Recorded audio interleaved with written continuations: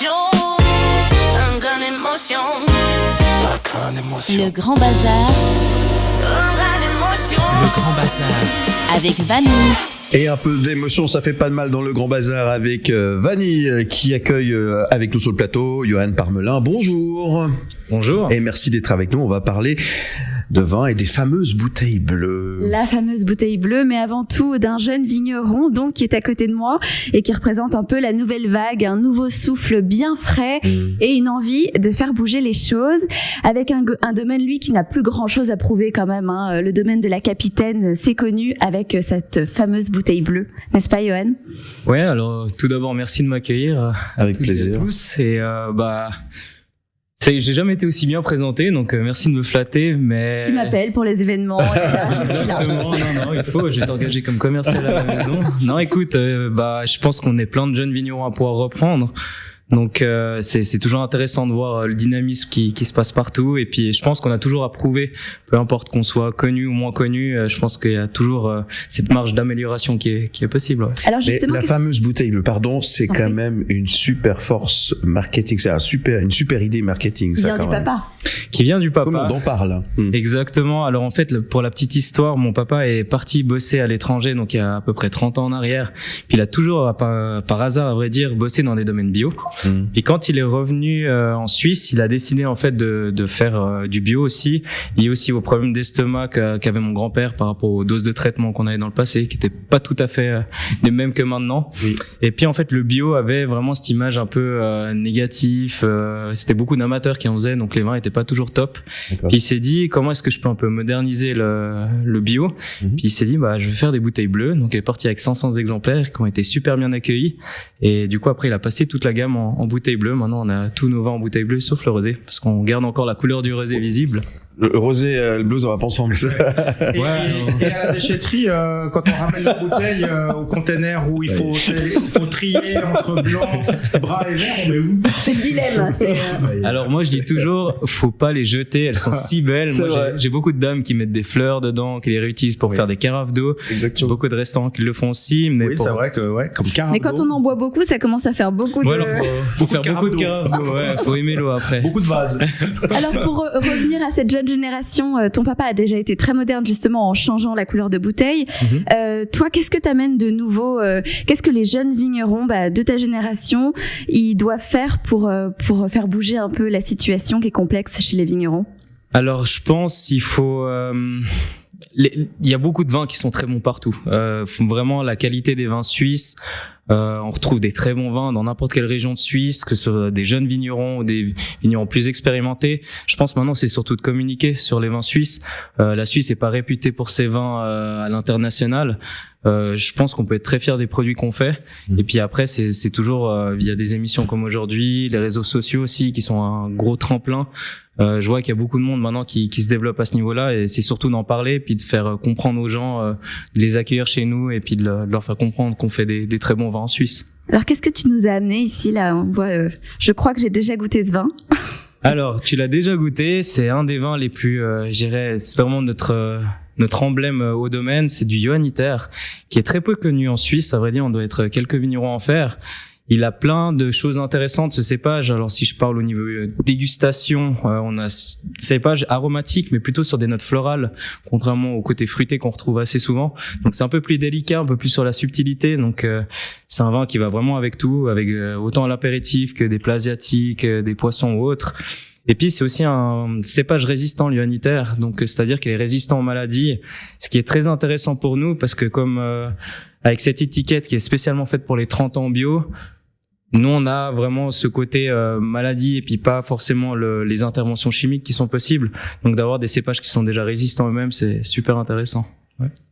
Et tu as créé un podcast aussi, ça prouve aussi que la jeune génération elle a compris l'importance de la communication pour faire survivre le domaine. Donc tu parles de vin aussi. Exactement. En fait, c'est au-delà du fait de parler de vin, c'est surtout le démocratiser. J'ai bossé pendant 2 ans à l'étranger dans différentes caves. J'ai fait les vendanges à différents endroits dans le monde. Puis ce qui revenait tout le temps, c'était moi je connais rien au vin, du coup j'ose pas en parler. Puis j'étais là, mais c'est un peu ridicule parce que moi je suis pas cuisinier, mais quand je vais au restaurant, je peux vous dire ce que j'aime ou pas. Et c'est vraiment à nous en tant que professionnels de vulgariser ce qu'on fait pour s'adapter aux clients.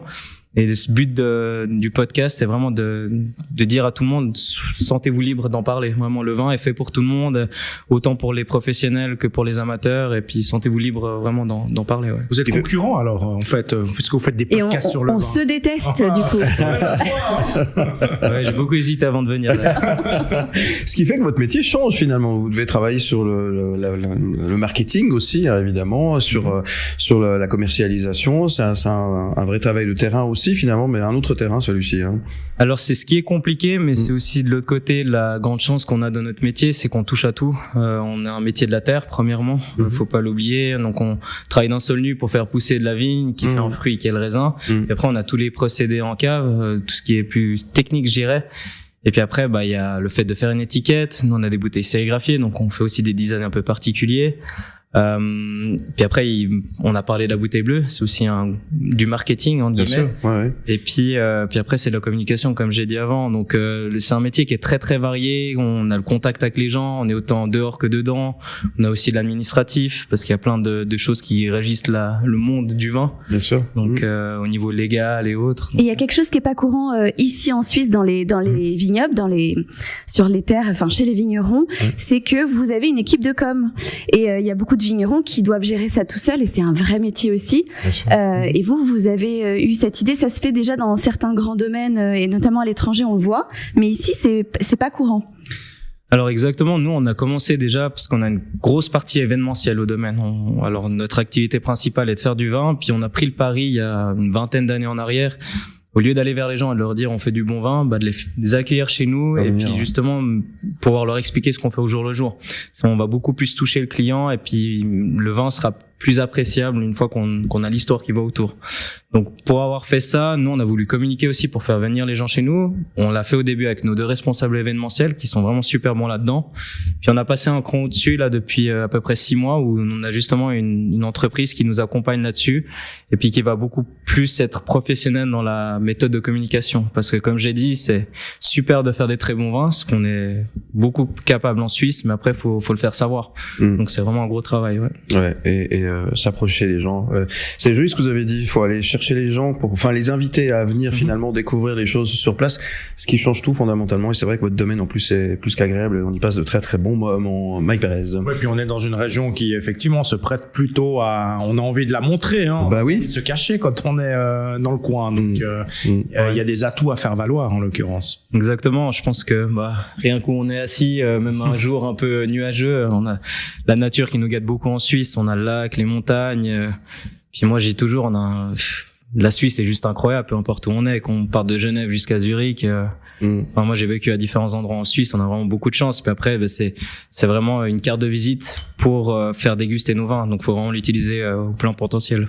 Alors, si on veut faire l'achat de bouteilles bleues, comment faut-il faire? Comment on procède? On vient directement chez vous au domaine? Comment ça se passe? Qu'est-ce que vous nous conseillez? Un joli bar à vin, donc il y a oui, de quoi il est beau, faire, hein. là-bas. Il est magnifique. C'est vrai. Exactement. Alors, vous êtes toujours les bienvenus au domaine pour rencontrer, discuter, déguster les vins. Ouais. Aussi, l'été, on a plein d'événements. On est ouvert. On a parlé du bar à vin. On a des afterwork aussi avec un DJ. On a vraiment plein d'événements.